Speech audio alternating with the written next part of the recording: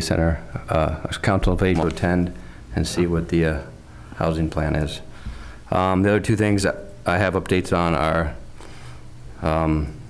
also the planning board will be seeing a pre-application meeting for 59 Willow Street. That's what the HTC owns, and they're going to be looking at permitting a project, not building it, but permitting a project and selling the property with a permanent project for 18 units. I'm not sure if it's going to be affordable or not. We'll see with the application, but 18 units above and some retail below. So that is a pre-application meeting, I think, on the next agenda.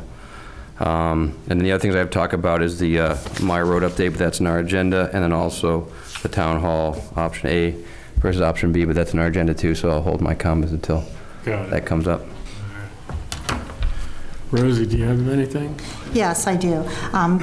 Two things. The first thing is that I'm very pleased that more citizens are coming to the Monday morning Selectmen Hour and calling me and talking with me about their concerns and issues. And I've also had a meeting with some of the seniors who put together an opportunity for me to come and listen to their concerns, and I really appreciate people reaching out, because that's what I believe we're here for.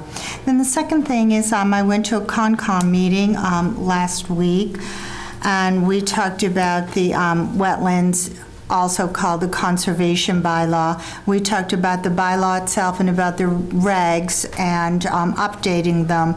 And we had a lot of give and take, and we worked on some updates for the regs. The bylaw, they felt that that was not their domain.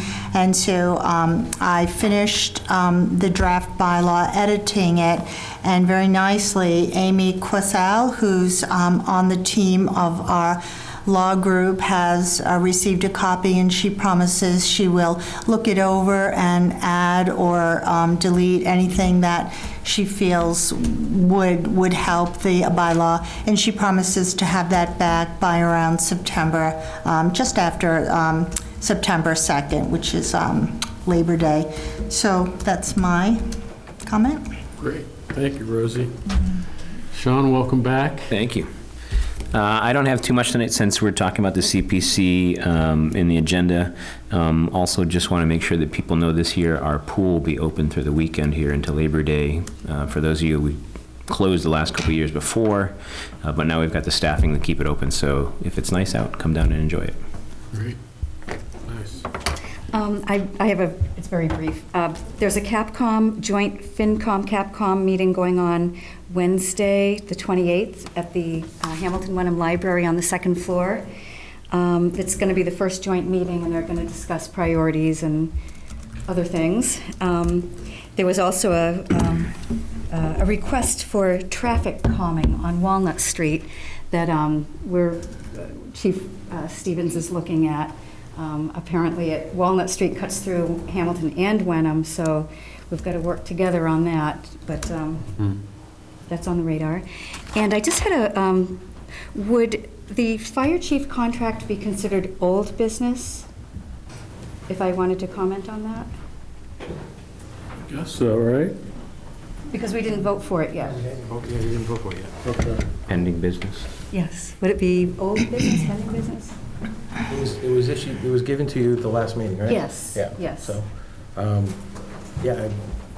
you could probably take it up under old business, I guess. It's already. So should I wait until after, or should I? To the end? Yeah. Hard to. Yeah. Can we do it at the end? Yes. Okay. Yeah. And that's it. Real quick as well, Town Hall Building Committee, we're going to talk about a little bit tonight. And then the Gordon Conwell Theological Seminary Committee is also meeting on Thursday to prepare. Gordon Conwell has put together their own committee with members of the staff and administration that has met once with our committee. This meeting is going to be in preparation for the second meeting coming up. So that's all I have on that. All right. And then Joe. My town manager report's prepared. It'll be posted online tomorrow. I'll just hit a couple of high points that I wanted people to be aware of. There is an Early Childhood Partners Nature Scavenger Hunt at the Patton Homestead on Wednesday, September 18th from 10 to 11. It's a free story time event for children ages 0 to 5 and their parents or caregivers. And you can get more information about the program at earlychildhoodpartners.com. Our health agent and the Board of Health advise us that due to blue algae in Round Pond, it is not swimmable, and they urge folks to stay out of the water, to keep your pets out of the water. The blue algae is not safe for humans or pets. They also notified us last Friday, and we have put out through social media as much as possible, that there were 2 recent positive test results for triple E in mosquitoes in Boxford and Andover. So the Board of Health advises residents to take precautions against mosquitoes, particularly during times of high mosquito activity, such as in the evening. And there is additional information for tips for avoiding mosquitoes on the town's website. If I'm talking too fast, let me know. I sometimes do that. So I want to keep it brief, but I don't want to confuse anybody. We're going to be bringing a service called Flash Vote to the town. It's a service that allows us to, on an occasional basis, 4 to 6 times a year, release quick surveys, 1-minute surveys to people who sign up in advance. The purpose of Flash Vote is to get a better cross-section of the demographic of the town by having people sign up to be on the panel ahead of time without knowing what the topics are. Mm-hmm. If you do a survey and say, hey, take a survey on the library, then people who are predisposed to want to advocate or complain about the library will be the ones that'll sign up for it. This one asks people to sign up ahead of time, not knowing what the topics might be, and therefore gives a wider section of the town to be represented in the surveys. The surveys typically take about 1 minute. They're short 4 to 5 question surveys. They're pushed out through the process of having people sign up ahead of time, and they're only active for 48 hours. So I would ask people, hey, on this topic, please answer the 5 questions in the next 48 hours, and then we'd have good results that would not be tainted by people's love or hate of a particular topic. So we're going to try this out this year and see how it works.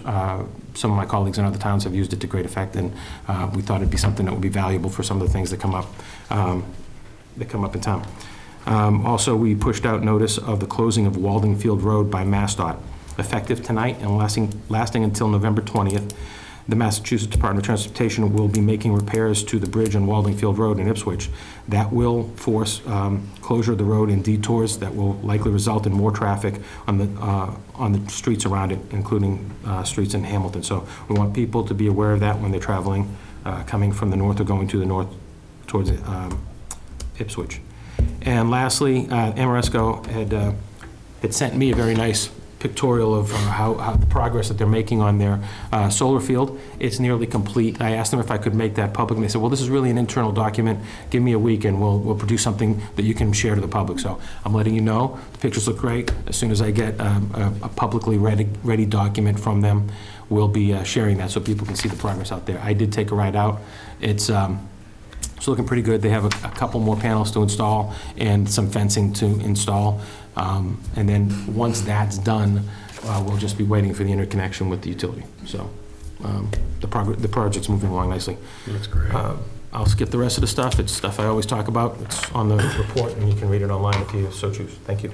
Joe, can I ask you just one question about this flash vote? I think it's a great idea. Tell me how people will sign up for it, or how will it be publicized? So starting tomorrow, we'll be pushing out through Facebook, the town website, Code Red, all the different mechanisms we already have to try to communicate with people, an opportunity for them to sign up.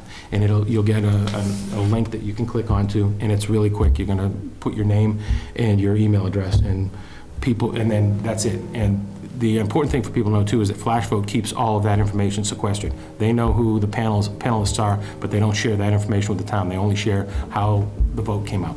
So, so it is a true blind ballot, but it gives us a sense of what people's thinking on different topics are. It can also be used for us to kind of gauge how much people know about a topic. So if we, sometimes in government we get caught up in because we're all talking about it, we think everybody knows, and then we find out they didn't really know. So Flash Vote's a great tool for kind of gauging how much information is out there in the public. So, Great. Good, thank you, Joe. Thanks. Okay, on to the agenda. I'll accept a motion, if somebody'd like to make it, to move the agenda item, pilot closure of Sharon Road at one end at neighbor's request. Item so moved. Second. All right, all those in favor? Aye. All right. So, pilot closure of Sharon Road at one end at neighbor's request. Discussion. So there's information in your packets, but Chief Stevens and I believe several of the neighbors are here to speak in favor of this. Sharon Road's a small, quiet side street that is a neighborhood, but it is often used as a cut-through for people trying to get between Highland and Asbury Street, and some of the people that are cutting through don't necessarily respect that it's a small, quiet neighborhood. True. So they contacted us several months ago. They asked us, we asked the chief and Tim Olson to take a look at the situation with the neighborhood, and Chief Stevens is here to provide some information and his recommendation to the board. Thank you, Joe. Good evening, Board. Thank you for having me here this evening. I'm here on behalf and with Mark DeForest. And Mark, you can come on up and you can speak as well in a few minutes, if you're so kind. So basically, back in February, Mark reached out to the board through an email, and it went to Joe, myself, and Tim at DPW. So we met with Mark to discuss what his concerns were. And like Joe phrased it, basically, people are using the Sharon Road as a cut-through. Now, as we know, Sharon Road coming from Asbury from 6:30 to 9 is a do not enter, coming from the Asbury side. And vice versa, coming from the Highland side, there's also a do not enter from 3 o'clock to 6 o'clock. You can't enter from the other side. However, that's not necessarily being lawfully abided by some of the people that use it as a cut-through. So we have a traffic counter, which actually we put down on the road, and it measures the type of cars, amount of cars, it gives you speeds, how many cars, direction of travel, so forth and so on. So we put it out there just for a 7-day stint, just to see what we did have for traffic in 7 days. So in 7 days, we had 2,354 cars that used that through there. So now if you think about this, now let me add a little more to this. So there was a tournament at Pingree that weekend. So I purposely put it there that weekend to see what we would get during that weekend time. As we know, Pingree's a beautiful place. They have the new fields there, so they have a lot more tournaments there than they have had in the past. It also is a cut-through in the mornings. Pingree students sometimes do it. And I got to be honest with you, there are some parents that drive the Pingree students through there as well. Yeah. Now, I got to be in full disclosure, there are some of our own Hamiltonian residents that use it as a cut-through as well. So part of what Mark's concern was... Waze puts you through there, too. And Waze does, and then... I live near there, and I'm coming home, Waze will put you through that neighborhood. Right, so... A lot of people who haven't been in town will go that way because Waze puts you through there. Not only does Waze, Scout, your Google Maps, all these places will throw you through there. And I had it, when I was here several years ago, fairly new, 9 years ago, almost 10 years ago now, I stopped a tractor trailer that was cutting through there. I mean, it's that, people don't know. And it's a do not enter sign that it's red letters, do not enter, and has times in the middle of it. That's not really that, you don't see that a lot, where you have a do not enter from this time to this time. People that do travel through there all the time, though, know it. Pingree, and I don't want to pick on Pingree, because I'm not saying it's just all Pingree people, it's not. So part of the discussion was, we're worried about speeds. It is a thickly settled area, and when you have that volume of cars, over 2,300 cars going through there, in a 7-day period, I can guarantee you more than one are going above the posted speed limit. So the question is, we're going to revisit the same topic that this board, or the board, back then there was 3 people, visited back in 2000. Originally, the discussion was, should we shut down one side of the road, make it a cul-de-sac, so it's no longer a cut-through? Back in 2000, I believe, Mark supplied us with the newspaper articles, which you guys should have in your packets. The discussion back then by the prior chief was, well, why don't we just try to do it the way we have it set up? Well, we're revisiting it now, 9 years later, and the question is it working? It's not working to the way I think we need it to work. I've sat down, myself and Tim Olson sat down and talked about, well, how about if we do, in our traffic safety officer, a pilot program. You'd have to advertise. You got to advertise it a lot, and then we shut down. We use temporary Jersey barriers, and we shut down one side. and we monitor it. We can monitor it for 3 months, a 90-day stint, we can go longer, it's totally up to you. You as the traffic commissioners, the Board of Selectmen as traffic commissioners, can authorize this. We can shut it down, we can monitor it, and we can see how it goes from there. If it doesn't work, we can open it back up. If it does work, then we can talk about a permanent structure to close that end down, one of the ends down. So this is part of the discussion. Mark, do you want to speak? Did I say it all, or how am I missing anything? Pretty much nailed it. Okay. It's scary. I mean, even tonight. Mark, I'm sorry to interrupt you, but you just for the folks at home in the recording, so people can hear. Hi, Mark Forrest. So I live at 23 Sharon Road, which is kind of right at the blind corner of where people cut through. And daily, my kids are like, I want to go out and ride my bike, you know, but there's people flying by, and I mean, it's terrifying to let your kids go out there and you know, risk their lives just to have fun. And it's a recipe for disaster, you know? It's going to be a tragedy, and I can't let that happen. And that's why I'm here, and that's why I contacted the chief, because we got to do something. So, thanks, Mark. Thank you. So Mark went out and got the petitions, which should be in your packets as well. So he's done his legwork. I would suggest to the board that we try a pilot program to shut down one side. Give the authorization to myself, the town manager, and the DPW director to look at this, to study it, decide which side is best to shut down, which side is going to cause less traffic. We've already talked about, there was one question that, well, is it going to cause more traffic on Asbury and Highland if we shut down the entrance of the Asbury side of Sharon Road? Well, technically, people should be going straight anyway. Right. However, you do have some people that will be coming out that side. So we've kicked around which side, where do we have best site alignment, where if there was a backup, it'd be better to work on. Tim is also looking at the refiguring of that intersection of Asbury and Highland as it is now. So this is something we can keep in mind if we had to put more traffic out there. How can we better align that so it works better? So this is the time, if we're going to do it, this is the time to do it. So, I mean, in theory, I think, I've lived on a cul-de-sac. I said, so not involved in this neighborhood, but involving sort of a precedent. So how many other requests do you get for other streets in Hamilton that are being used as a cut-through? And so once we sort of go through this process, are we going to open ourselves up to, you know, So, a lot of other issues? Some of our main cut-through roads are much larger cut-through. Moulton, going to the beach. Cutler's, you have much larger roads. I haven't got a lot of shortcut the roads that people are talking about closing down. I don't know if this would, honestly, Bill, I don't know if this would increase that or not. In the last couple of weeks, I've gotten a lot of speeders, calls about speeders. I only have so many people to put out, and I have one radar trailer, so it's not like I can deploy people for a long period of time. After I first met with Mark, I put a police officer down on Sharon Road. Well, that works well, and we can only stay there a short period of time, but once we move, it carries on for a couple days, maybe a week, and then everyone goes back to the way it was. And Darcy brought up Walnut Road. That's for another topic, another day, but I'd like to talk about that at some point, too. I don't know, Bill. I don't have an answer to that I'm just question. curious, just something to think about. Yeah. And then, And some of the other cut-throughs, like Cutler and Winthrop, the road's not improved, so you're not speeding on it anyway. And if you are, it's at your own risk, really, you know. So it's not as big of an issue like you're saying. It's a smaller road, and there's more of a neighborhood, less.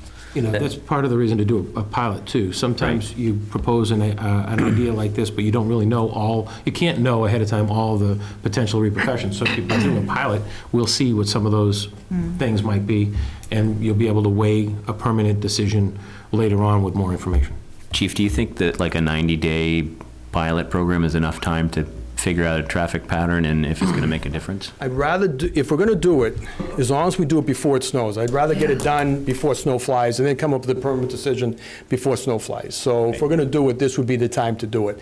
I'd have to sit down with Tim. I don't think it would take too long. We'd have to educate the public. You'd have to throw it out there, put it out to news media that we're going to be shutting down this side and this is how many days, and talk about the pilot program. And then you put the barriers up, and then the barriers will stay. We'll do the 90 days. I think 90 days, we don't get a lot of accidents on Sharon Road, but it's thickly settled, and you only need one. Right. And it's not like this is the first time this board has spoken about this, because this is the second time in 10 years we've been here talking about the same thing. Now, shutting it down the times didn't work, or we wouldn't be here right now. Right. Please. If we make a decision and decide to shut one side down and it doesn't work, do you have a backup plan? So if you shut one side down, you stopped all cut-through traffic. Okay. I don't know how it wouldn't Okay, work. I was just wondering If anything, some of the townspeople go in one side and realize it's shut down until they learn it, might be a little upset. And the only people that really should have any angst on it would be the people, and I'm sure there are some that live in the neighborhood that don't want it, because there's always some. You never get everyone on the same sheet of music. Right. So there may be some people who live on there. That was But if you that shut was my down one question. side. There were 10 that didn't respond and 2 that said not interested. I just was curious, meaning they're going to fight it, or they just didn't care about signing the petition. I don't know if someone wants to speak to the other 12 people who didn't sign the petition. 'Cause it would be bad to sort of do this and then create a fight in the neighborhood over it, too. You gotta come up, Mike. So 10 of them were, Yep, sorry, we're on Sorry, Mark. the TV here. yeah, so 10 of them were away on vacation, and a couple of them are here tonight in Okay. support of it. All right, good. The two, of the two that didn't sign it, one of them said, good luck on your, trying to get, this done, and the other person just didn't want it. Yeah, we're trying to make a concerted effort, this new board, to not have further litigation in town, so we just want to find a neighbor more who's going to fight contention. this thing. This is all we're trying to avoid, so. Yeah. But yeah, I'm just thinking, I think in concept, I think it's fine. I just want to think of all the worst-case scenarios to make sure we Right. address everything. Right, and if we close one end of the road, is the person at the end of the road going to be upset that they can't just turn on to Highland or Asbury, right? So, We're both at the end of the road, and I'd be all for this. My kids are young. And I think one of the main functions of the Board of Selectmen is to make sure the town is safe and secure. That's like number one. Right. Duke Seaver, Essex Street. Chief, at the top of the hill, there used to be a road that went from Upper Asbury to Highland Street along that new project.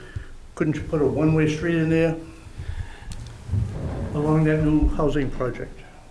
Where Canterbrook, cutting through the old Canterbrook side? Oh, that was a private road. Yeah, now it's Yeah. owned. It's private. Town doesn't own Private road, that. now it's being developed It's as, for fire, it's for It's- fire yeah. Own trucks. that anymore. Okay. Yeah, You're not gonna, I will tell you this, you're not gonna make everyone happy. right. yeah. They do speed through there. We do have a lot of traffic that goes through there. I would suggest that we send letters, there's 30 residents that live there. We send letters to the 30 residents, let them know what the plan is. We can hold a hearing, not that it's required, but we can do another selectmen's meeting that they can come voice if they're that opposed to it, so they can all be heard. So the real impact, the real impact is the people that live on that street, not the people, because Right, no. whether you have to drive to the end So is it- of Asbury and hang a left Not an onto issue. Highland. Yeah, not an I mean, issue. seriously, or you gotta go past Sharon and take a right onto Asbury. Right. I mean, it really, it's more the people that live in the community that really need to have a voice on this. So that would be my suggestion. You fire off a letter, give them a date and time they can appear before the board, have another session such as we did here, hear what they have to say. And there's opposition, there's opposition. If there's not, then do the pilot program. I mean, I'm okay with that actually being a parallel process. I don't think it needs to be one or the other. We could approve the pilot program and then also give them an opportunity to, It's going to take a little while to get everything figured Yes. out on which I don't- end I you're don't going to put care. it on and all that stuff. So I would be okay with doing the pilot program, let them kind of decide which end of the street you're going to do.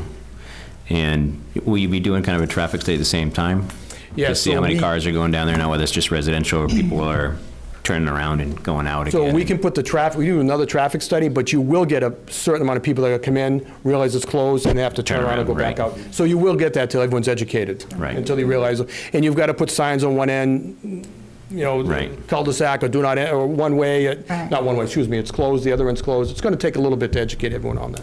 So Chief, I have a comment. First of all, I'm so glad that residents came out to express your needs, and I think that's wonderful. That's what a small town is all about. And then, Bill, your comment about will other neighborhoods come in? Well, every situation is different, and it's something we would evaluate at the time. And thirdly, I think that any neighborhood that wants to protect its children is doing the right thing, and so, good for you. Out of curiosity, we can look at what happens with a piece of road that becomes not a road anymore, does it?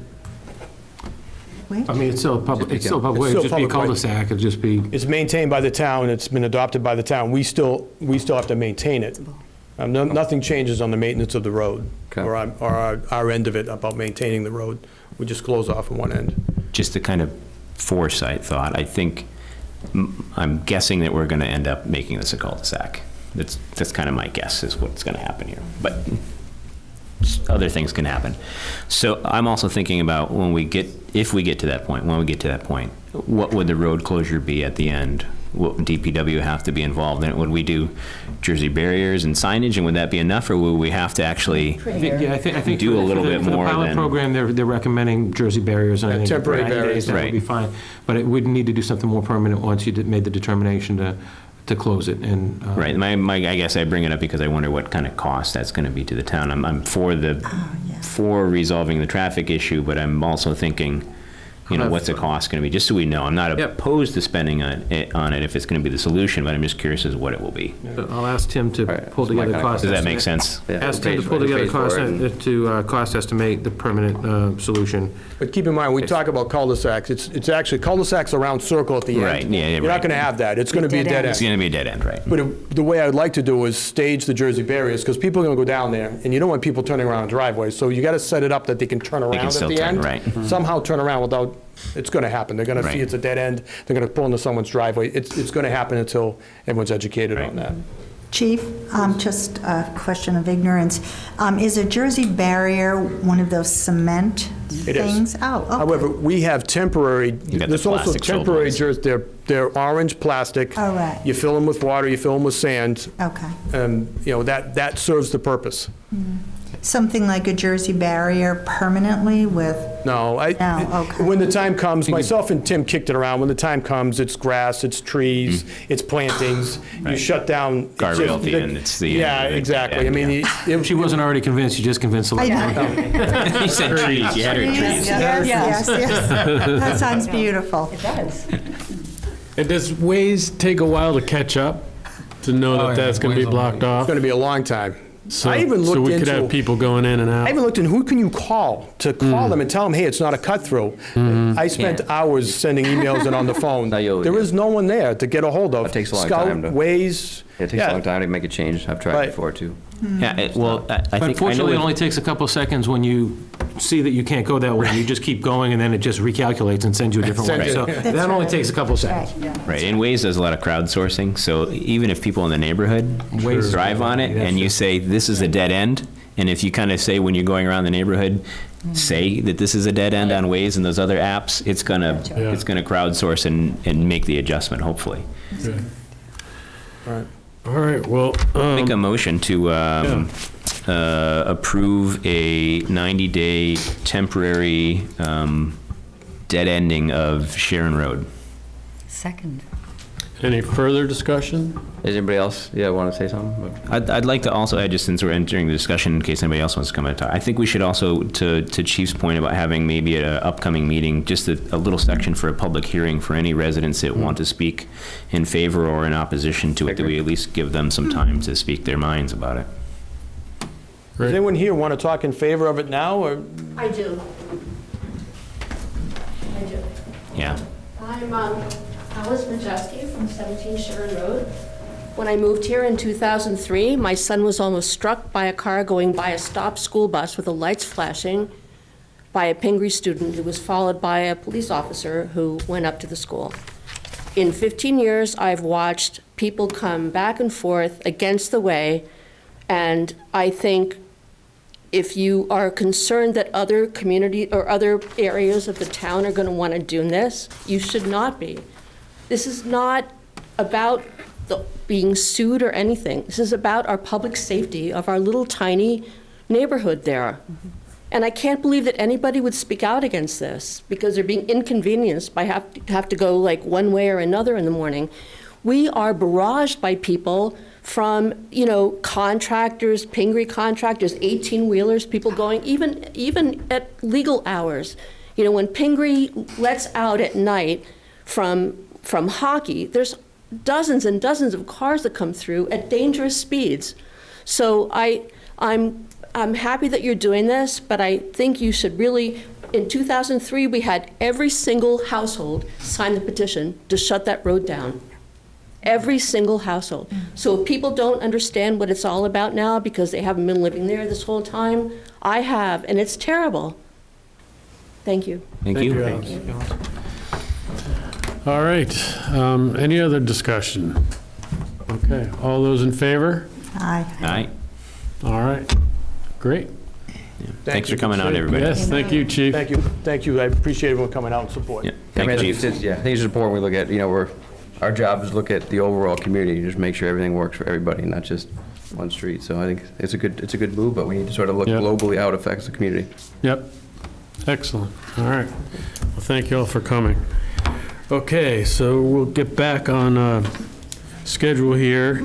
Presentation by National Grid on the progress with system upgrades. Hi. Hi. Hello. Good evening, everyone. My name is Faith Hassel.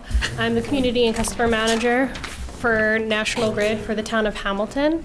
I just want to say thank you very much for inviting me to come back. Yeah, thanks for coming back. I know my director and our overhead manager was also present last time. I apologize I couldn't be here.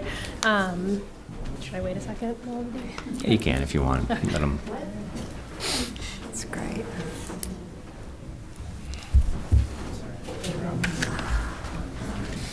Thank you.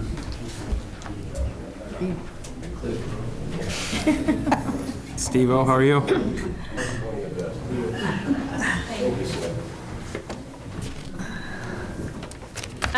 So first off, before I start the presentation, I believe you all should have a copy of it. Anybody in the audience, if you'd like a copy, or come here. I just wanted to say thank you very much for Joe, for Tim, and for your state rep, Brad Hill. You have all been instrumental and super helpful in communicating with me and giving me the feedback of everybody in the community. So thank you very much for being partners with us. And again, thank you to the board for having me tonight. One second, I just want to. Yep. You have the Yep. handout in your Blue package, page. and there's some on the table for those in the audience. We'll post this online tomorrow as well. Our projector is currently out for service, so that is why we had to go to the paper, and I just want to explain to people at home that we're not trying to keep you in the dark. We're having equipment difficulties, but this presentation will be online tomorrow for anybody who wants to check it out. All right, thank you. No problem. So for tonight, we're just going to go over the detailed updates of what we've done, also talk about double polls. We're going to talk about a new outage program that we have, and just open it for any question and answers. So my director and the overhead manager spoke last time in the same format about what progress have we made. So we still do our monthly patrols of the entire, what we call a feeder, the line that serves all of the communities. So they do a monthly patrol. In all honesty, our guys work on this line every single day. So they're out there looking for work that needs to be done and notifying the supervisor to write up the work so that we can fix it. With those monthly patrols, we've replaced 26 poles along the entirety of the feeder that we've spoken about before. In all of the situations where we've placed a new pole, we have been able to transfer the electric off, which is a very important step to mitigate double poles. So the new agreement that we have with Verizon is we're in charge of setting all poles, and with that agreement, we transfer the electric off. The only time that we wouldn't be able to transfer the electric off is if we need an outage or if an emergency happens and we have to leave. We'll make the situation safe, and then we'll come out in the next week or so, hopefully the next day, and transfer the electric. So with that, even though we've replaced 26 poles, we only have 6 outstanding double poles. So, Sorry to interrupt, Faith. The double poles outstanding, are those ones that you're still working on, or are they ones that you're waiting for another like, say, our fire to get off of it or another person to get off it? Honestly, I think there's one in everybody's bucket to be fixed. Gotcha. So, It's a mixed bag then. yeah, so I pull the report weekly, monthly, and share it with anybody that needs it, so. Just as a sidelight, you'll, at your next meeting, you're going to have a poll hearing. I spoke about the National Grid project, the Amoresco project earlier. They need to cite several polls to finish their end. So as part of that, Faith and I have already talked about making sure we have our I's dotted and T's crossed before that on the double poll, so we'll be able to. Are these the ones on our side of Chabaco? Yes, I think so. Yeah. So, but we are going to have for that poll hearing a complete update on where we're at on double polls. Perfect. We've also replaced 4 cross arms, so those are the pieces of wood that are on the top of the pole that hold the actual power lines.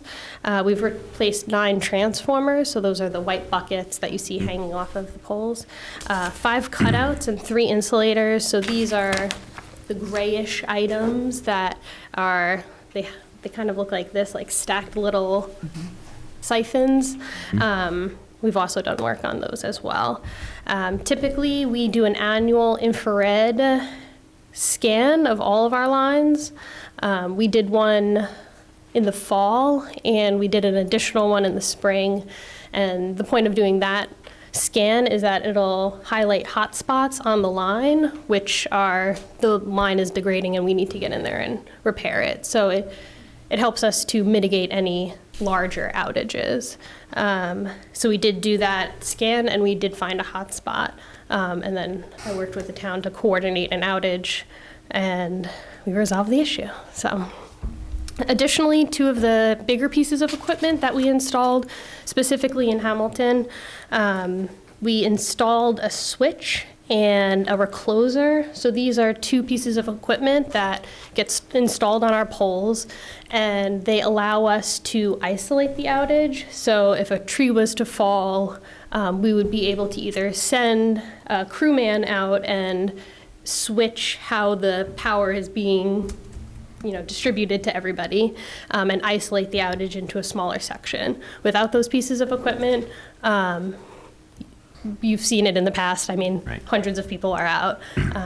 So we went through the engineering process of identifying where would the best place be, and we've installed both of those. So hopefully we won't have to see them used. Hopefully we don't have any outages, but they are there in case we do have to either take an outage or if an outage is caused by something.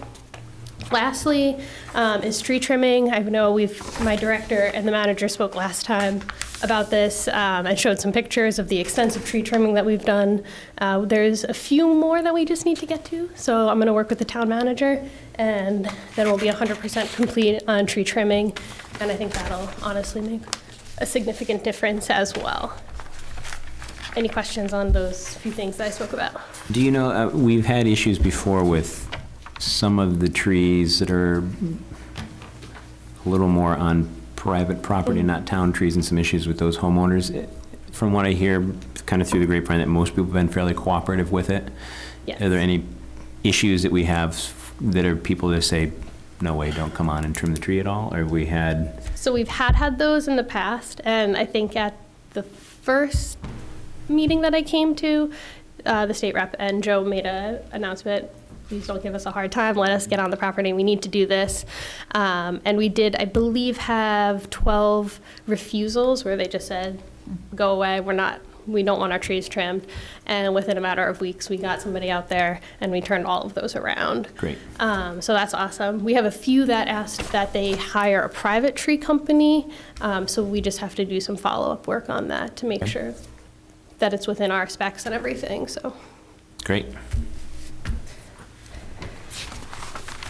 So next, we're rolling out this new outage program. I know at one of the selectmen meetings that I was at, we talked about the sum of the number of outages. So the last one is called sum, and you text it to this number and it tells you how many are out in your entire community.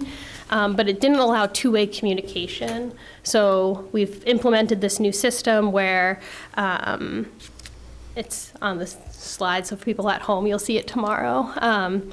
But you can text these specific numbers and you can register, and then you can have two-way communication. So you can literally just text out, and then it'll capture your home location, and it'll alert us that you're out of power. Oh, that's So good. before it used to be you'd have to call in, wait for customer service, or go online and everything. So we've made that upgrade. So hopefully that helps.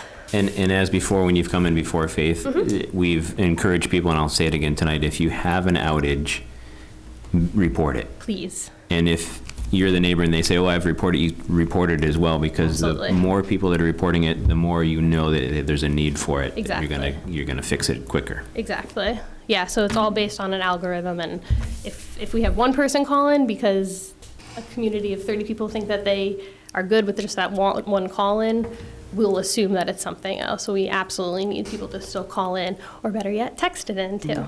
So, lastly, I just want to offer it up as a save the date. So Marcy Reed, the National Grid Massachusetts president and executive vice president of policy and outreach, is hosting an event at the Patton Homestead, thanks to Joe's direction, on September 16th from 6 to 8 p.m. There'll be a few refreshments, and I'd highly recommend anybody coming. She'll be there to give a 2 or 3 minute presentation on where National Grid is today, what our future looks like. But the purpose of her coming out is really just to hear from the community members. So if you're happy with the progress, if there's things that we're still missing, please come out. We'll also have operations folks there as well. There'll be customer service people there as well if people have bill issues or anything along those lines. And we'll also have somebody from the gas side of the business as well in case people have questions about the gas. So I hope to see a lot of people there. I think it'll be a good event. It's honestly my first one, but it's a beautiful home and it's a beautiful place to be hosting the event. So, yeah. Great, thank you so Yeah, much. of course. Yeah. Yeah, Faith, I just want to say thank you, because when we started this whole kind of dialogue, there was a lot of really frustrated people, and I think the effort that you and your team have put into it, and the updates and the section and the other relay that you put in out in Woodbury and stuff is going to go a long way, I think, with people. Hopefully it solves a lot of the issues that we've had. I think there's still some work that we can be doing, but as long as the dialogue's still going, and I think this event at the homestead is going to be great, because people can come out, they can see you, Yeah. and hopefully we'll get a good communication. No big goals, no power outages this winter, so Right. Fingers let's crossed. keep working towards it. Right. I think with the tree trimming and everything else, I think I saw a lot of trees come down. many steps in the right direction. Yeah, so that was good. Yeah. Thank you again for all of your support and allowing me to come back and inviting me to come back and just keeping that dialogue open with me. I'm here to help, and I'm that conduit to getting you help and support, and anything I can do to help. That's what I'm here to do. So I appreciate the time. Excellent. Thank you. Thank you so much. Have a good Coming night. out. I'd just like to let everyone know that from the operation side of things, when I first got here last year, there were still a couple of outages. That we had one right away after I got here in September, and then another one or two in October. At that point, I was still getting notified either by the chief or Tim or somebody in town calling saying what happened to the power. Since October of last year, when there's an issue, 9 times out of 10, I've been notified by Faith before anybody else. So the response from National Grid to reach out to us, to contact us, let us know what's going on, has been much improved from where it had been, and we appreciate that. Thank you. Great. Okay, next item on the agenda is the discussion with the assessor regarding the deferral program interest rate.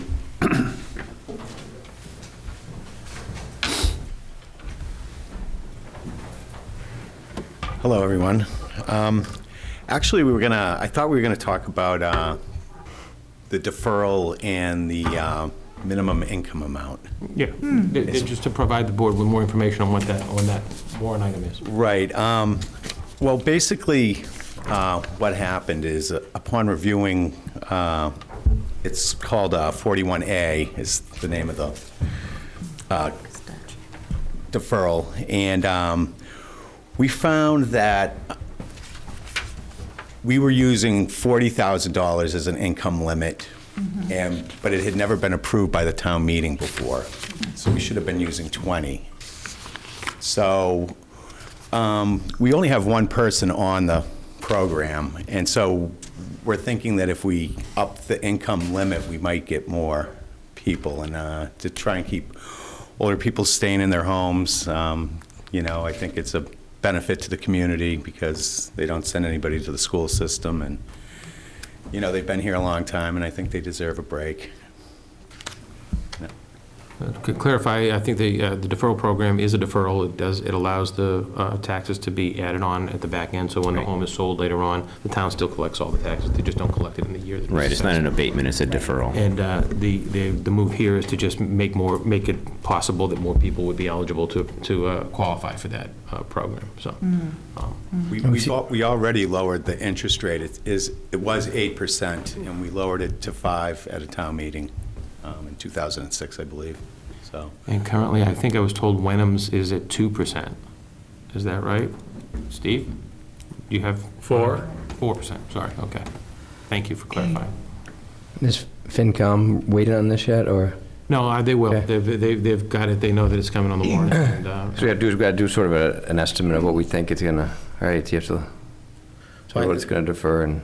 Yeah, I'm trying to think, we've had a few other kind of the tax work-off program that we have for them kind of swapping hours and stuff like that. We've upped a handful of those limits and times and stuff like that over the last couple of years just because we were kind of out of sync with other communities and we hadn't changed stuff in a while. I think this is right along those same lines and a step in the right direction.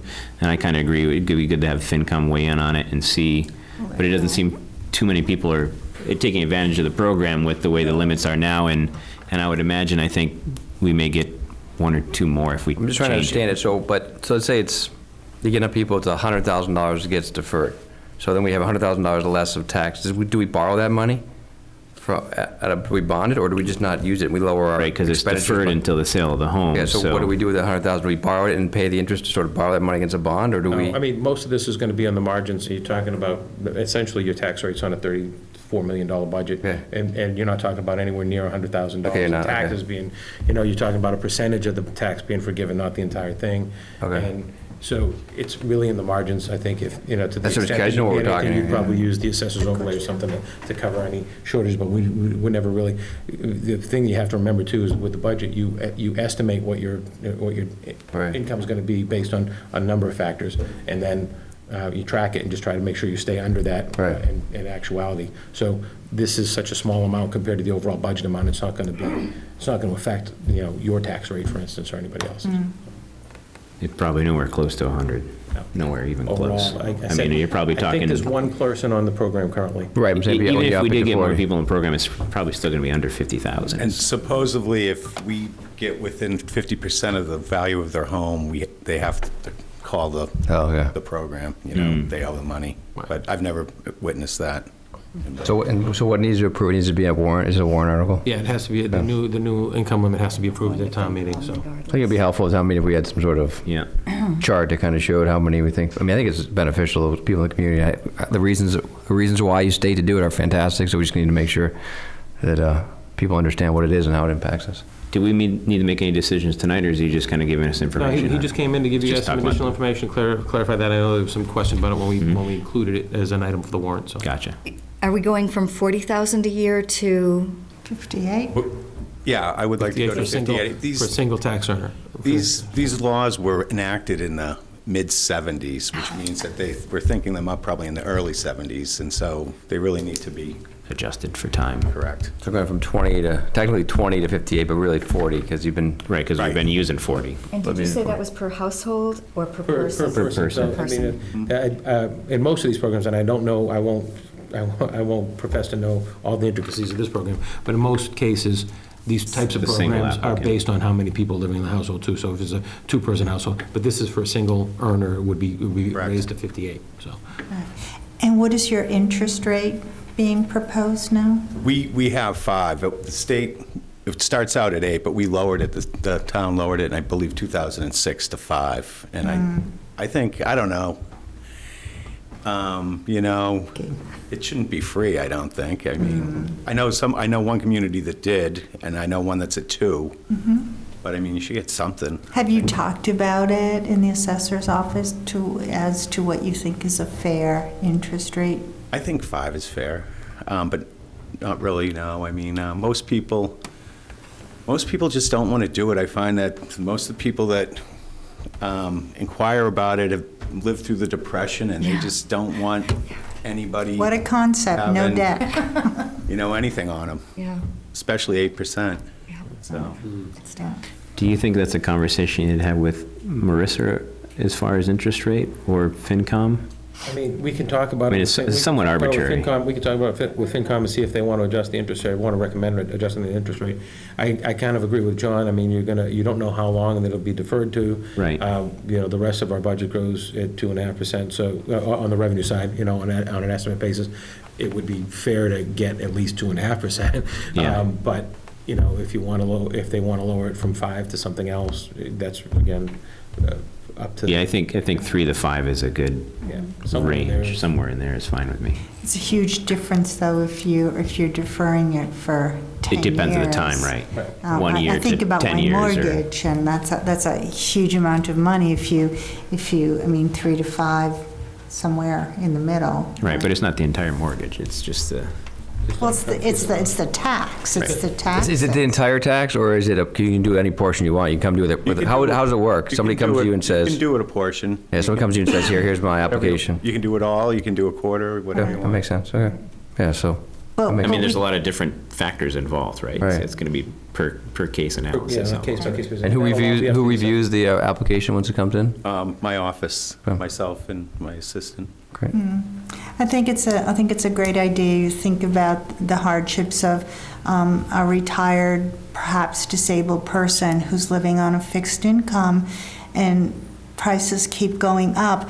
But as you say, that population tends to be very frugal, and they might turn down an opportunity because in their mind, maybe the interest rate is too high. So I understand that the town has expenses, but I also want to respect the needs of somebody who has no other option, or very, very few options. So I support the program, and I would be very happy if the interest rate could be lowered a little bit. Certainly, I would never want it to be free, and I don't think one of our deserving seniors or disabled people would expect it to be free. They want to pay their share, but I would like to see us try to negotiate. In the warrant language, will we have the percentage in the warrant language when we print the warrant? We can do that. We can make sure that the question includes what the percentage is going to be under the program. Yeah, and I'm just wondering if we could do a little more research on what other towns that have the same program, what their interest rates. You said you knew of a few. Most of them are 8. I Most can of them are tell you 8. that. Have you What's the age? 60? Okay, it's at 65, okay. I believe. So we're a little bit below the average, you'd say, as far as if we do the 5%, so Yeah, most are at 8. Most Have people don't have touch you it. offered any outreach programs to reach the seniors? I or- push this hard to anybody who I can tell Yeah. is having a hard time. I think it's the best program because you Yeah. get that money, Right. in your pocket if you do the whole thing, which, Some of these people might be on Meals on Wheels and could really use the extra money. right. So I was wondering, maybe we could do some kind of outreach. I could, I've gone to senior centers and spoke about the exemptions before. I do I that. think, and to that point, and to Darcy's comment there, maybe before town meeting, it would be good to go down and speak with Mary Beth and arrange to do a little something there, at least have the information down there for people, because that's kind of your target audience, right, is those folks down there. So I think that would be good, at least have the information there and available, or maybe even come down and do a coffee talk or something Yeah. like that, you know? Steve, do you have something you want to say? Yes. Duke Seaver, Essex Street. On all the forms that I've seen, it always says husband and spouse.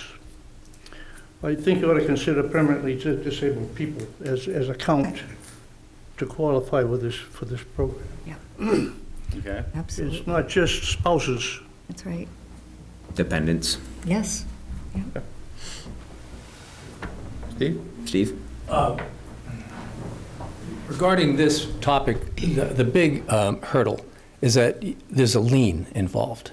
And Right. you mentioned Depression-era people. I tried to do a couple things for my dad some Right, decades right, ago. right, And right. he thought, we had a great relationship, and I didn't need his house, didn't need his money. I was trying to protect him, but he just was nervous. And right. so there is that hurdle for seniors that we need to try to Right. explain, that, it's a deferral. We're not taking your house. We're not kicking you out in the street. Well, we're simply giving you the opportunity to not pay your taxes. And when you move, or the house is sold, or whatever, that's when you pay it back. Mm-hmm. And we've lowered the interest rate from 8% to 5%. And, that's what it is. Right, it's almost like a home equity loan. Yes, More- You know, yeah. It's just, you're delaying. Don't say loans to these people. Right. But you meant the rate. But I meant the You meant the rate. rate, I know. Yeah, the lower the better. I do want to mention something else, and it's going to have to come up eventually. It's the clause 41C and a half, Oh, boy. which was adopted by one or two other communities in the area. And what it does is it raises the exemptions for deferrals to the circuit breaker levels, which means the 20,000, 40,000, that goes out the board. Everything goes up to 58, 76, 88, I think, depending upon the category. But there's also a thing that kicks in where it's no longer tied to assets.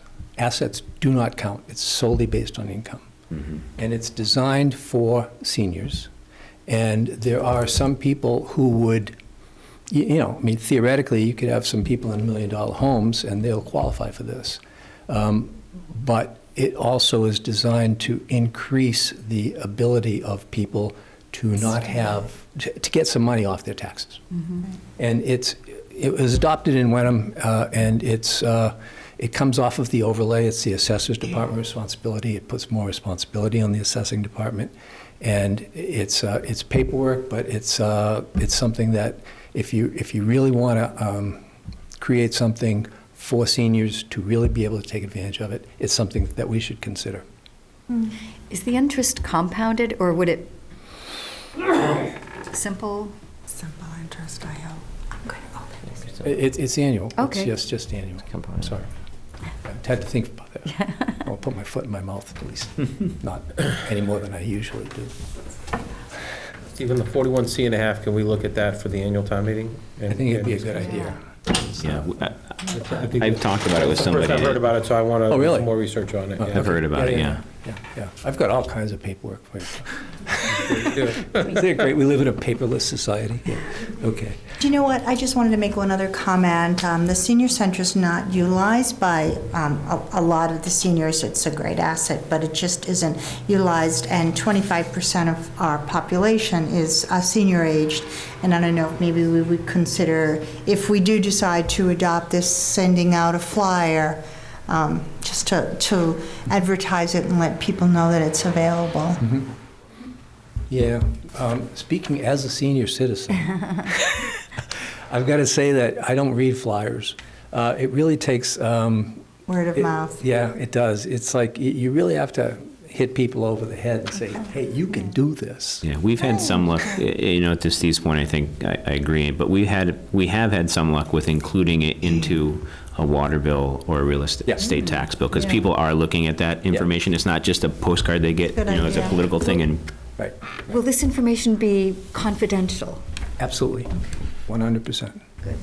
Yeah, liens are public information now, so. I'm sorry? Liens are public information, so I Yeah. don't think you could say it's Registry. confidential. That's true, but the application is confidential, so that the income or whatever, that's not released. And as John said, the assessor's office reviews and determines whether people are eligible. It is up to the Board of Assessors to approve it or not. And, we have a couple of rookies, but in the past, we had some real townies, and they knew everybody. I'm not quite in the townie status yet, but it's the type of thing where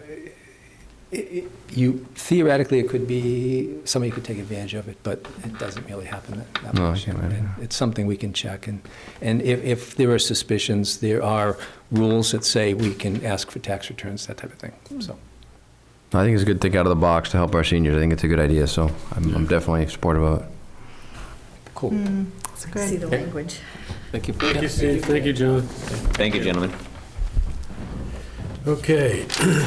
Discussion of vacant dilapidated buildings, -86 Meyer Road update. So, So, this is, let's talk in generalities first. There's a couple pieces of information in your packets. Not all of it will be made public. One involves a notice of violation that was sent to a different property. Another one is an email that just notes that on this particular property that's mentioned on the agenda, a $200 fine has been issued already based on some missing windows. We had some additional complaints about the progress or lack thereof of work out on 86 Mile Road, and the new interim building inspector, myself, Patrick Reffett, and Bill toured the site together with the property owner. so we went 2 weeks. Yeah, we went 2 weeks ago. It had been 6 months since the original thing came up. And so it sort of was a 6-month check-in because they said they needed sort of a year to finish. We said they could do it quicker than a year, but it's a 6-month check-in. If it was a 1-month check-in or a 2-month check-in, you would have said great progress. They had done all the rough inspections. They'd insulated it. They had done all the drywall. They put windows in. They're trying to work on some of the systems, but for 6 months, it just wasn't. It's not what they need to do to get done in 6 more months.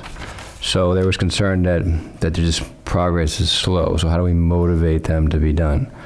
So lots of commitments, promises from the owner that they were doing the best that they, a lot of it, we're doing the best we can do. But it doesn't make everyone happy. So I think we really need to look at what tools we have in our toolbox in order to motivate them. So I think we're going to talk to council now. We came up with a fine, a $200 fine, because the building is now closed in, except for, I think there's 2 missing windows. 2 missing windows, and that was the fine came up. But it's closed and they've cleaned up the yard. There's a dumpster. I mean, they've done the bare minimum to get by, but we don't want them to do the bare minimum. We want to do the maximum. So how do we get them from the bare minimum to the maximum? Are those windows that are still missing the ones that at one of the meetings he came to and said? No, those had been replaced. Some water damage from a storm that caused the windows to bow, so they took the windows out and haven't yet put them back installed in. new ones. So Was a basement window missing? But simple, little small basement window that had plywood over, and then there's one way up high you'd never get to. But the other ones that had been missing, they did come in, they did get replaced. I mean, it was so. But there's a lot of work to be done in 6 months, and he keeps saying it will be done in 6 months. But we gave him but we need to talk about how we can motivate by fines or something. Once you're finished discussing tonight, I think we could probably talk about having KP Law come in and talk to us about what is possible. Mm-hmm. Yeah, I guess that's my biggest concern about it. And I've talked to Patrick many times about this property since we've had it all brought to light. And, and I think I said another meeting ago or so that the issue is, when does it stop being a dilapidated vacant building in the process of getting to where we want it? Is the envelope closed? Is it okay then? Or are we waiting for an occupancy permit? And then I don't know if that's in our bylaw. Yes, that we've written it is. There's a bylaw, there's an occupancy, I think it's a 2-year window. 2-year window. Right, for the permitting for occupancy, right. Permit, right. But they've got. But I believe that the date of the permit, we're going to look at it, but they still have over a year and a half. No, should have about a year left. A year left, okay, from now. I believe they pulled the permit, or they renewed the permit, I should say, last July or August, right before I was. So a year from now. So a year from now, they need to be done, or they need to have a CO, or they risk not getting a permit. But then what happens? Then what do you do with the property? if you don't reissue the permit, then it just continues to sit there. Right, and that was an issue that I had, because I think when Patrick first came, I said, well, why did we reissue the permit? And we don't have any policy or process for really not reissuing a permit. Mm-hmm. So my kind of thought was, you can just perpetually just keep getting a permit every 2 years. So we've asked a couple things. One is we've asked for an estimate, because they're supposed to pay a permit fee on the cost of the construction. So we've asked them for a audited new construction cost, so we can, because I think he's undervalued the estimate. So all the trips we've gone out there has cost the town, though they should pay the cost of the inspectors to go out there over the course of 2 years. So we've asked for a revised. I don't know if we've done it officially. We talked about it. We need to send sort of a formal through the attorney, but. We did tell him there that day, but I can follow up with Patrick to see that we've once again, just writing. Right. Yeah, and then, once again, there's the eyesore, there's the safety concern, but I think we've been talking about safety is important to the community. We got Chief in the back here, but is there any safety concerns you had in the property, any calls you had recently to the property? I know it's been a while since There's been trespassing and vandalism there, but anything that you want to speak to? Occasionally, we would get the trespassing. The vandalism was the last thing we had. Yeah. When one young gentleman sprayed some graffiti on the garage doors, and that was corrected, cleaned up. He apologized to the neighbors and the owner. We haven't had any. It's hard to know if someone breaks in because you don't know, because there's no homeowner there. Right. So usually you don't know unless you see damage to a window. You know, like you said, there's only 2 windows that are, you got a casement window in the basement and you got a window up high that's missing. You don't know until someone comes in and says, hey, they broke in and they did this, they did that. So it's hard for me to tell you that. But nothing that we can go off of anything right now, right? So Is the property insured? I mean, is there some way we could get to them through their insurance agent? they pay all their bills on time. Everything's been paid up to date. Taxes are up to date, everything's up to date.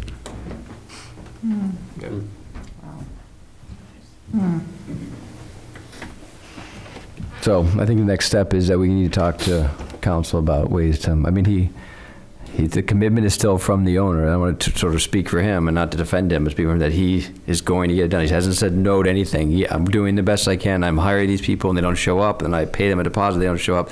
So unfortunately, that's the dialogue. It's not saying no, that we need to fight with him. He doesn't want to fight. He's always, it's yes, Right, he's yes, always yes. agreeable. Gonna do my best to get it done. Right. And I said, if the community wants it done, the community wants to help, what do you need help with? How can we help you? So, but then what does that do? Then we put people at risk for not getting, so I don't know what we can and can't do, but so I said, how can we help? But he didn't say how we could help, but I want to help him get it done for the neighbors. So how do we do that? So I think we need to. He represents that his intention is to move into the property when it's done. So it's not an investment deal, he says, and actually, given the pace of work, I assume that if it was actually being done to make money, he'd Right. finish quicker. Right. So he's got a place to live, he's trying to prepare this place on what he has available for funds, so it's unfortunate. That's all I have to add right now. So I think we need to take the next step and look at fines and money as a motivator, so. Right, because I think we originally, when they had come in and we had kind of reprimanded him a bit, I guess. And I think we said July, we were hoping it would be done, but we gave him a bit year. of a window, a year or November kind of thing. We're getting close to that, so. Yeah, we gave him a year, and it's been 6 months, so. Okay. Mr. Olson advocated strenuously for the neighborhood. I think it's a good way to characterize the conversation. Good. Right, if you're going to be moving into this property, You probably want the neighbors to like you. want the neighbors to like you. Yes. Okay, any further discussion on? I guess just another question, Jeff, if I may, just Yeah, as far of as on the schedule for inspections and whatnot, are we have some coming up with him on a schedule or anything like that? Peter was Do we going to know? reach out to him again. After issuing the fine, he was going to reach out to him again, and that's Peter Blanchett. I apologize, the interim building inspector. So I'll ask Peter and Patrick to provide you with a written update for your files. Not something that needs to be brought up in the next meeting until we want to have KP Law here. But I'll ask them. Yeah, it was his first or second day on the job. Right. He came out with us to educate. He wanted to go back, look at the file, Right. talk. He's been on the state board. He wanted to go talk to people on the state board, and this obviously happens in other communities, and find out sort of what other communities have done to sort of get this thing resolved. Mm-hmm. I've also done the same thing on my end. I haven't heard back yet with vacations, get summer schedules, but I'm also reaching out to building officials in other towns and what they've done to. Yeah, I'm to curious as resolve what this. KP Law says about our bylaw and what, if we can tweak it and make it a little more robust with some more teeth to it. Okay. Excellent. So we're working on it. It's important. Thank you, Bill. Let's see, next item here is trash collection. Board of Selectmen to appoint a member to the task force. This was my request. You guys had agreed in June, I think now, to help me do a task force to push and advocate for the changes to the trash collection service that are necessary and that have been advocated for by the Waste Reduction Committee. The Finance Committee and I met at the beginning of August. They appointed Nick Tenson to work with me on that project. I need somebody from your board to work with us. So I'm hoping you will take a vote tonight and do that so that I can try to schedule this kind of outreach that I had envisioned and planned, so we could have a public discussion that doesn't necessarily just revolve around people angrily agreeing or disagreeing. So this is my recommendation. I'll volunteer, but if Okay, so anyone Bill, else you wants to, yeah. expressed interest in it previously, so I would nominate. I Bill if he's support the interested. program, I just need to. Gradle yeah. Clark is here from the Waste Reduction Committee, so if you have any questions or want to ask Gradle, I know. Yeah, so, Maybe, Trying to stay awake, you guys mumble, so I was so. Humble. I talk fast, that's my excuse. I don't know everybody else's excuse. I support a change, and it's just about building consensus and doing the right thing financially. I support the change to minimize, cost and waste and. Well, minimize waste Yeah. and stream for Yeah. the primary, and I Yeah. I think that I didn't do a good enough job at the last time we had this matter before you expressing my position. I am a huge supporter of the measures that were proposed by the Waste Reduction Committee. I just want to see the town Right. do it in a way that everybody understands why it's coming, so that we can have more community. I agree. Yeah, not buy-in to on it. slight the committee, but this is to reinforce all the hard work they've been doing. Correct, yeah. Right. Oh, it's important that we make a change, so. Right, I'd be also interested in working with Gradle to change the hearts and minds of the citizens who were opposed. All right. Well, we have one nomination on the table, is that right? You could May I have make a two, you could have two members. Yeah, I mean- Have two? There's no reason to Okay. shrink Yeah. the room. You can have two if you want. Okay. May I make a motion? Yes. I move that we have Bill Olson and Rosemary Kennedy as the liaison, members Member. of Members the of the task force, For trash. for the trash collection. Second. Excellent. Second. Any further discussion? All those in favor?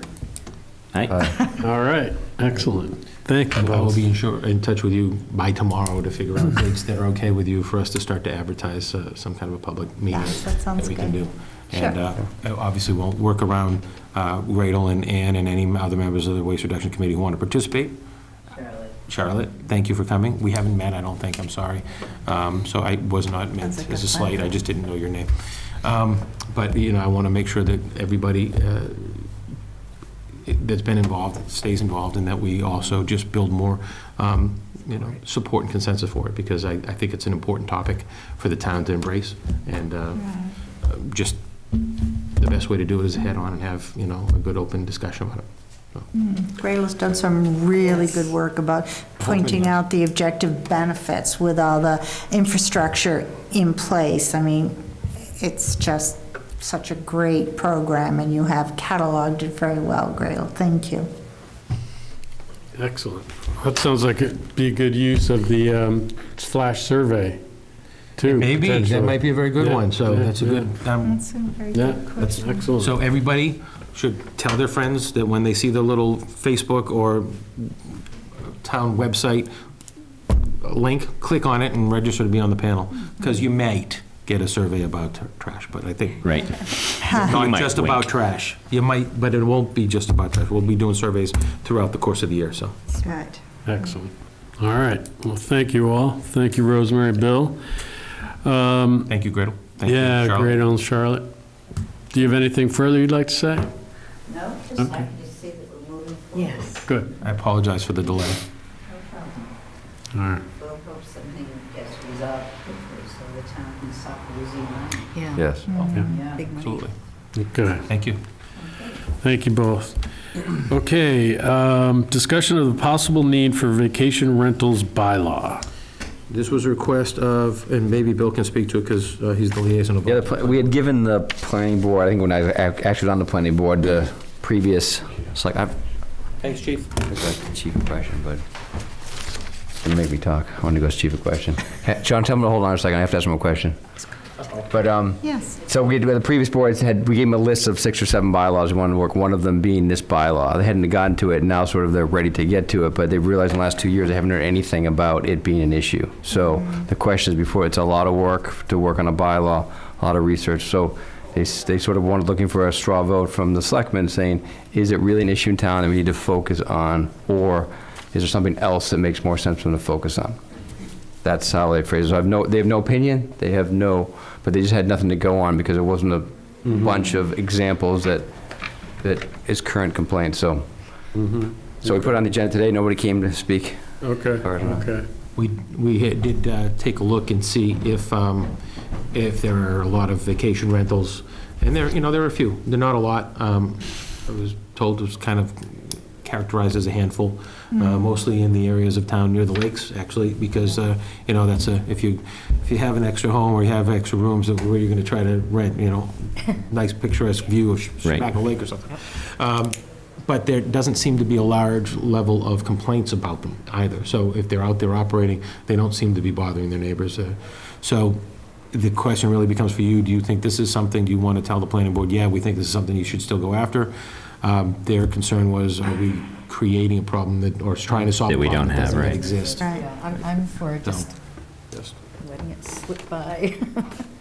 And forgive me because I stepped out for a second, but at another meeting I had asked, and I can't remember if I got a reply, there was like a sunset on something with the state for... So the state had passed some legislation back in the winter, and they had wanted towns to take an action by July 1st. That's going right. by. But we're still able to kind of pass some local bylaw language that would, kind of get people to register their uses so that we know, keep a log. When I was in Winthrop as the assistant town manager, the town the town council there did adopt one of the first local attempts at kind of managing vacation rentals. Winthrop is a nice town. It's coastal. It's not as beautiful as Hamilton, but it has great access to the airport. There were a lot of people renting, two-family homes, renting the second floor out on this kind of level. And so there was an effort made to make it a real easy application process whereby people for $50 could prove that they, weren't allowing hot plates to be used in bedrooms and things like that. A couple of minor requirements, simple things, but it still took a good 6 months to get it through the town council. Yeah. And, your process here is a town form of government, so you'd be, the planning board would have to work on the bylaw, they'd have to get everything in, have public hearings, have the FinCom weigh in, and then if it didn't pass, you'd have to wait another 2 years. Right, wait another 2 years. So you really have to decide if you think that it's something you want to urge them to pursue, or do you want to wait? Yeah. I think this would be great for the what is it called again? The lightning, for the survey?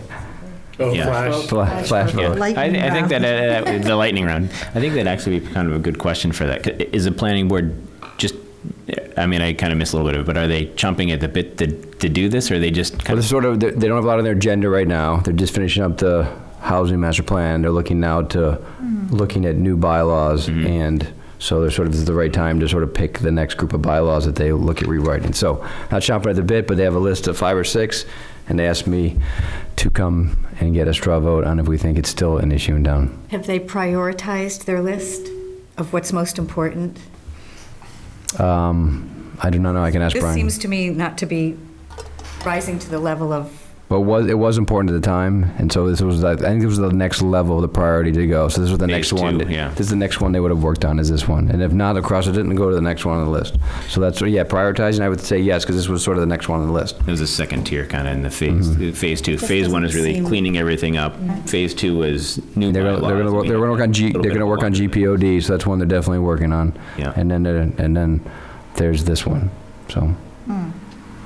But Are there any revenue repercussions? Can local towns charge? I can look into that. I think the state's bylaw allowed some amount of, kind of similar to the hotel's tax, some collection of a small percentage. Yeah. And that might have been what was sunsetted. But if you just wanted to be able to regulate them, you can do that at any time. Yeah, I think it was a percentage of something is what the state... I can clarify what the state's bylaw allowed you to do, and if there's any opportunity to revisit that.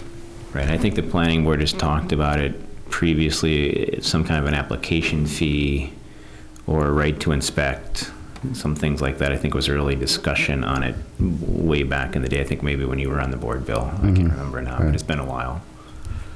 What about, they're worried about neighbors and parking and traffic cars in the every neighborhood, or night. someone that's having a wild party and et cetera. And we haven't had any of those complaints, I don't think, or none that I've heard of. So it's So speculative. it's being proactive, being reactive. What's the best way to balance that out? So, I'm just looking, I don't have an opinion on it, I'm just looking for, they're looking for some sort of consensus, but it sounds like we don't have, it sounds like we don't have. I don't any- think we have consensus, or that we know that it affects us enough, what the kind of real numbers are for us, is, you know, like the lost revenue or increased revenue from some kind of permitting of it, you know. Or the chief having a list of complaints. where, Right, you know, we don't right, have- then we it's, don't have right, that. then it becomes more of a real issue. Well, you know, I'll follow up with Chief and ask him, because we didn't ask him that question tonight, but I'll make sure that there's nothing that. We had done a kind of informal, hey, we got about 10 of these, do you get a lot of complaints? And I was told, no, we No, don't really really? get any Alright. complaints on them, but I Yeah, can- all right, I think we move on and tell them to move on to another topic. We can always revisit in the future if we think it becomes an issue. Do you want to make that in a form of motion? I don't know if we need to. No, just straw vote. Straw vote on whether to move forward or not would be, Yes, I make a motion, make a straw vote to, we tell the planning board to move on to the next topic and they can revisit it at a later date. I think that's it, right. all right, any further discussion? All those in favor? Aye. Aye. All right, excellent. 5-0, move on, okay. Okay. Next item, review of Community Preservation Committee votes for STM.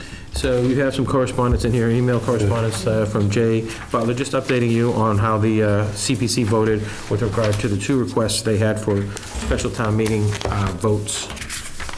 And we just wanted to share that with you. Those will inform the warrant articles that are being drafted by town council right now.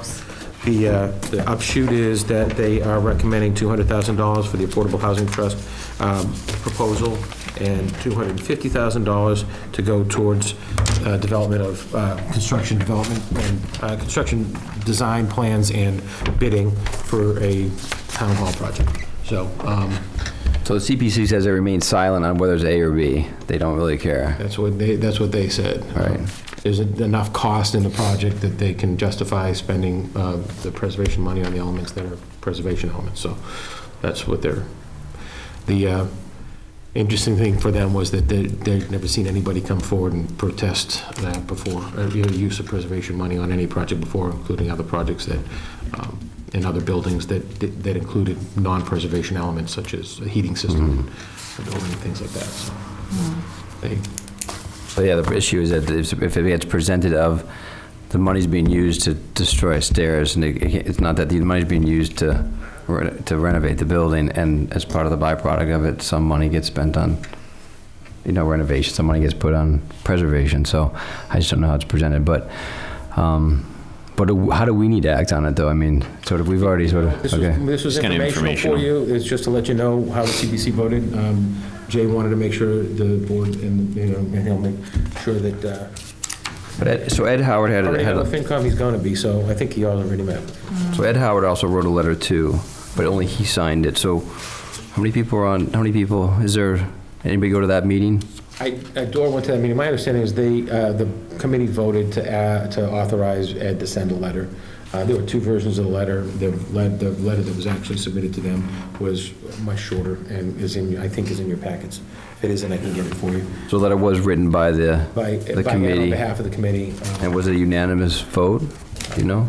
Don't know offhand, but I don't think it was. I don't know, but I'm going to guess it probably wasn't, because there's at least one person on that board that was in favor of removing the stairs at the last time we spoke. So. Oh, I thought I did read a 4-1 vote. And the CPC was you weren't at that meeting, was that? I missed that meeting. Was that but, unanimous too, or not? I think there was one opposed to it. Okay. Out of the 5 that were there. And with the CPC, I wasn't there, but on other projects in the past, we've had this kind of an issue where there's some historical bit that fits in the CPC bucket, and then some that is structural or design or something like that.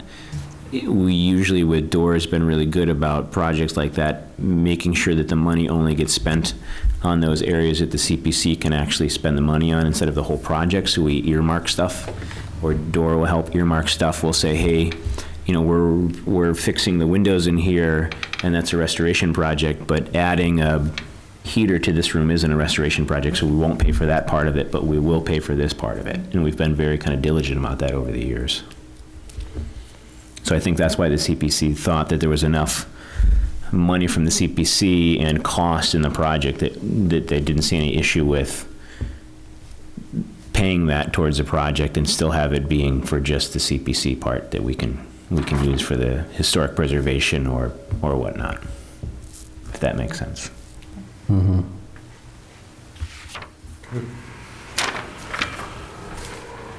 All right. So we don't need to take any action on that? Or? No. We already voted. You already voted. Just since we're talking about the Town Hall building project, I will say too that Thursday morning, the Town Hall Building Committee is going to be meeting with Vicky Massoni and a gentleman, Steve Heiser, I think his name is.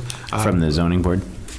He's got experience in energy assurance, energy planning and Yeah. energy efficiency. This Thursday? It's Thursday morning, I think at 10:30, I believe. So Steve's a nice guy. He's got a lot of knowledge on green buildings and stuff like that. So it'd be just want to let you know that effort to look into the energy efficiency of the building and making this building as part of the project as energy efficient as possible is continuing, and they'll get a lot of good insight and recommendations this week.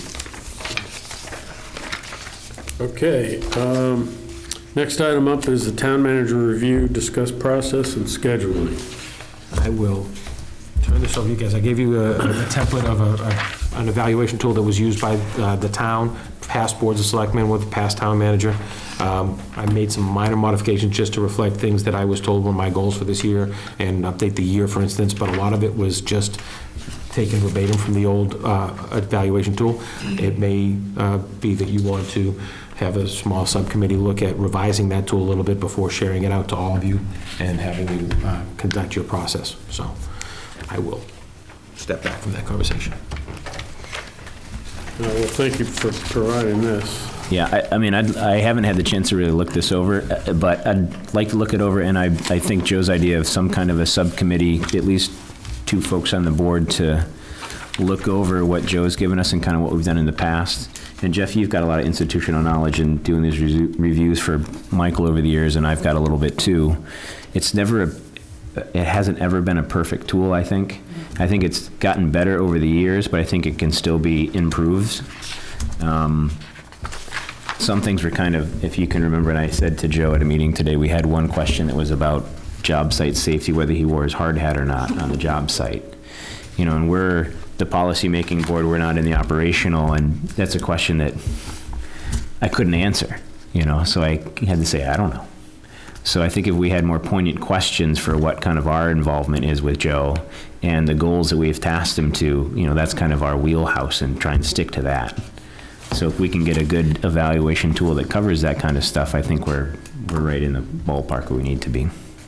In your experience, is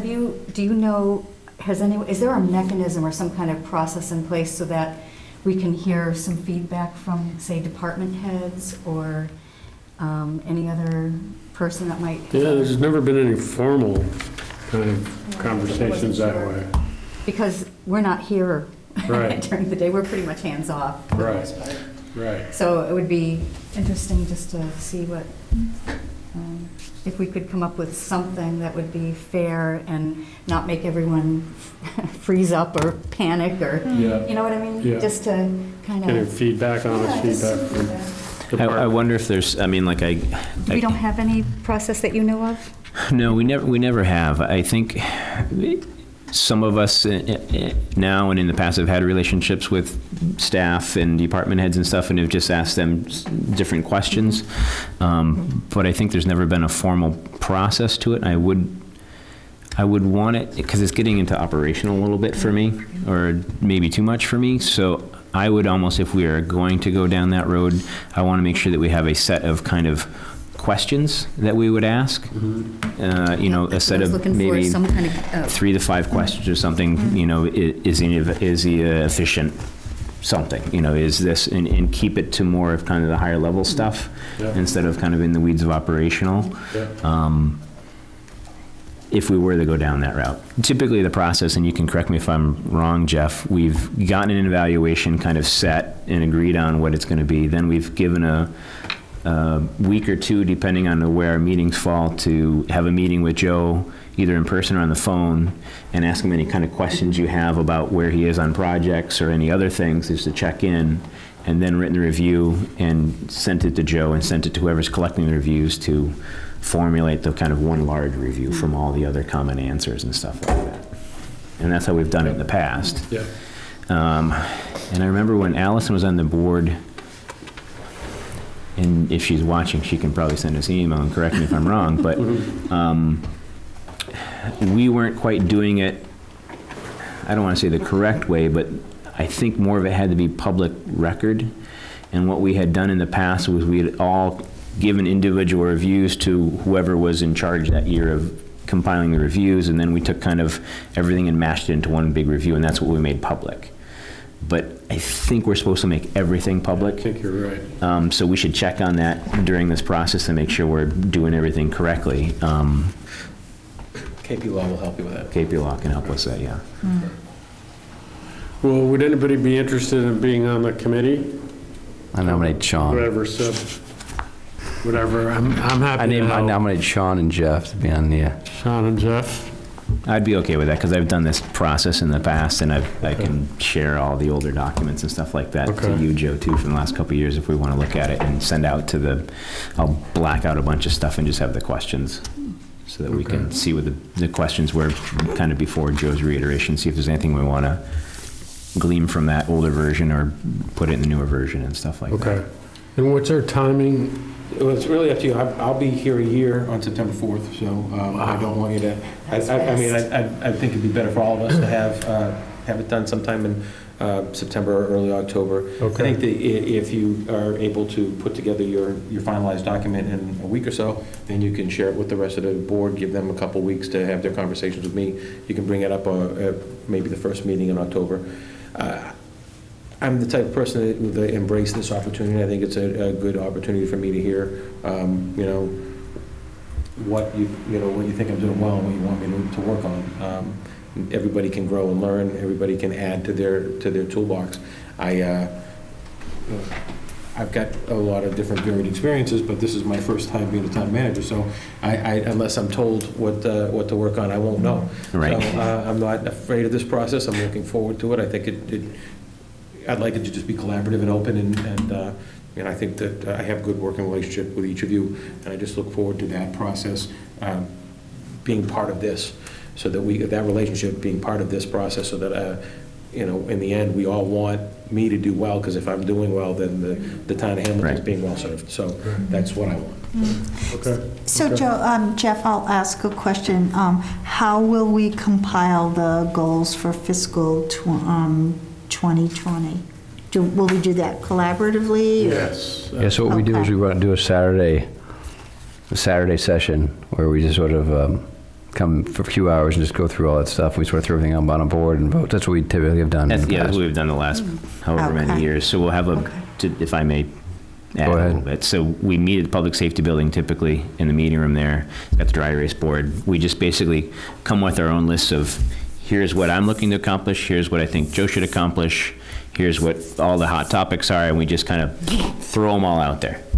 And then we go through and we go, okay, A, B, C, priority, not priority, in the works, stuck, and we just kind of go through the whole thing and kind of formulate, kind of some of the higher level stuff and then some of the stuff that's ongoing, and we kind of go from there.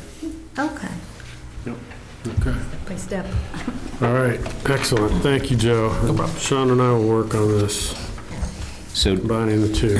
if I may add, Jeff, Yeah. let's put kind of a task for everyone to look at this We're not going to document. solve that. And I'll try in the next 2-3 days to look through all of our kind of past evaluations that I've got different formats for. And I'll try and send those out to everybody, so you can look at those and look at this and compare a little bit and see if there's Good. something we want to kind of mash up. Thank you. Excellent. Great. Thanks, Sean. If you want me to wear my hair hat on a job site, Mess up your hair, Joe. And then, Joe, if you what it could, combs for. I'm fine. Joe, if you could too, just share, and we've seen them a bunch, but if you could just share the goals that you have currently with everybody so that we kind of have that whole list and we'll bake it into the evaluation here if it's not already. Are they here, aren't they? They're probably already here for the most Yeah, part. he sort of. I included them at the bottom Kinda there, baked but them in, I can- what I'll do is I'll send you the tool that the Board of Selectmen and I developed at the first of, kind of goal-setting meeting last November. I'll just share what the finished product of that tool was after our meeting, so you'll see what it says. Okay, super, thank you. Just one quick question. So since Jeff and I are kind of working on this together, if you're sending something to Jeff and I would assume that you have to only send it to one of us. Yes. So, Jeff, do you want to be the compiler? Who's the chair? Sure. So we'll send it to Jeff, and then Jeff can talk back and forth to me about what he gets, just so we don't violate OML. Okay. Good. Good thought. I'd written down some, here, ask me to add one thing? No? I can't read it. Oh, Percy, Yes, I was just going to That's right, that's what it was, yes. Yes. So, old business. Yes, old business. I just wanted to mention that, and I know we haven't had this in the past, but I think what we should do for training at the fire department is if they had some kind of curriculum that people could follow, because right now, and of course we have a new chief, so he hasn't had a chance to do this, but I'm thinking all organizations have some kind of framework that people can follow, so they'll know the steps that they have to take to the next level. For example, training in a timely manner within a codified period of time. For everyone that's come out of the fire academy and that will be retained by the town, because some people go to fire academy, realize it's not for them, and you don't want to put a lot of time into training them if it's not for them, if they realize it. But for those who go through the academy and are retained by the town, every person, man and woman, should be able to operate every piece of equipment in the barn. Sure. Every single piece. Absolutely. Because right now, it's not that way. Right, yeah, I understand that. I think that one of the, when Chief came to give his update in June, or early July, Yeah. I think that was one of the things he spoke to, was wanting to establish a training curriculum for the, but that is an operational issue that we'll leave to the chief. And, Yes. we'll. Well, I was going to we'll, say, with the contract, you can add that as part of As one of his goals? Yes, as one of his goals. As like And then we cross-training. can hear about it, because the people of this town make an investment every so many years in the equipment Yep. and the Yeah, absolutely. vehicles and everything, and we expect everyone to be able to get in at a moment's notice, no matter what emergency it is, or what piece of equipment, or who it is. We need everybody to be able to operate everything, because it's a matter of security and safety. Sure. And it's a critical function of the department, and you can't really leave it to chance, Nope. if you have And half a dozen people that And I have have every, been there. right, and I have every confidence of the Chief Brunette, through our discussions and through the presentation that he made to the board a month and a half ago. I know that is top on his list, and he has stated it as one of his goals. As far as in the contract, I think that it's better to be in his annual evaluation, which is done by me. I'll be doing annual evaluations of all the department heads starting this year. Right. And so I think that would probably be a better place for us to have it, because it gives me a more regular way to check in on it. Right. So, And if you have a standardized and uniform curriculum, Yep. that means everyone has equal opportunity and everyone's accountable. absolutely. Yep. Yep. So that was just my, I when I was looking at the appreciate contract. Yep, I appreciate the feedback. As I said, I know that the chief has this under control. It's something that he mentioned to me before he even became the acting chief in January 1st. So I know it's a top issue in his mind. So, Wonderful. But thank you for sharing. And I'll make sure we talk to the chief about that when we're doing the annual evaluation. Perfect. Great. Thanks, Darcy. Can I add a comment? I don't want to discuss too much because we're talking new business here, but you're talking about department heads' yearly evaluations, and I'm glad that you're talking about it, because it's been in the special act since we started the town manager form of government, and it's yet to be We done. don't have a town manager form of government. We have a direct democracy form of town government, and the town manager helps us to implement and administer policy. Correct. Hey. But so, nonetheless, in the special act for the town manager, that's been part of it, and we've never really done that. So I'm glad that you're initiating that, and I think that's really going to help with goals for you to pass on to them, so they know what goals you have, so that everybody's on the same page, and that we're moving forward in a positive way. So, I think that we did get evaluations, employee evaluations at the staff level, the line worker level in the clerical union and the fire union contracts this year. And we'll be negotiating that in with DPW. Those already existed in the fire, in the police and the ECO contract. And as part of the process for that, I'll be doing training for the department heads this year so that they know how to do annual evaluations, and that process will help me establish a cadence of evaluations for them as well. Perfect. So it'll be something that'll exist throughout the organization. Obviously, it's been a really busy first year.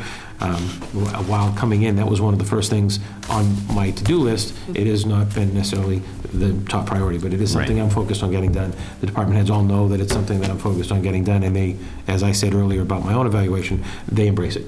You don't know how to improve until you're coached to do it. So I'm looking forward to having that conversation with all of our department heads.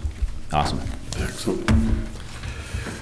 Okay, I will accept a motion to adjourn into executive session, not to return to open meeting, to discuss strategy with regard to possible future real estate transaction/acquisition. So moved. Second. Roll call vote. Sean Farrell, aye. Darcy Dale, aye. Jeff Hubbard, aye. Rosemary Kennedy, aye. William Olson, aye. Excellent. Thanks, Duke. Thank you.